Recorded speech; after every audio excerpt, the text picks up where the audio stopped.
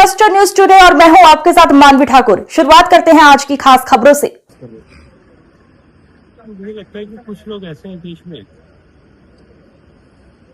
उनकी मानसिकता उनकी अपनी राजनीतिक महत्वाकांक्षाओं के चलते हुए, जिसको उन्होंने हमेशा राष्ट्रीय हितों से ज्यादा प्राथमिकता दी और अपने राजनीतिक स्वार्थ और हितों के लिए वंदे मातरम जैसे पवित्र गीत के टुकड़े किए, वो मानसिकता आज भी उनकी वहीं ठहरी हुई है। उसमें कोई परिवर्तन नहीं आया। आज भी वो राष्ट्र की एकता, राष्ट्र की स्वतंत्रता के इस मंत्र को, गीत को अपने राजनीतिक लाभ और हानि के तराजू में तोल करके देखें। सर, पर्यटन के क्षेत्र में इतना बढ़ोतरी हुई है 2014 के बाद में, इसका मुख्य कारण क्या है? क्या कुछ कारण है इसका? भारत की अर्थव्यवस्था ने जिस तरह से प्रगति की और माननीय प्रधानमंत्री नरेंद्र मोदी जी के नेतृत्व में जिस तरह से देश 2 ट्रिलियन से आगे बढ़कर के 4 ट्रिलियन से ज्यादा बड़ी की अर्थव्यवस्था बना।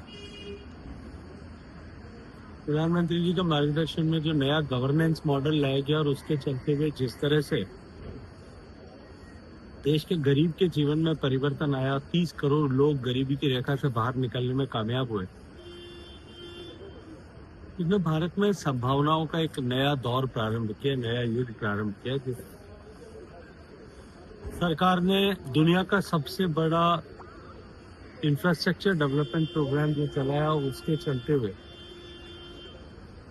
जिस तरह से देश में रेल, रोड,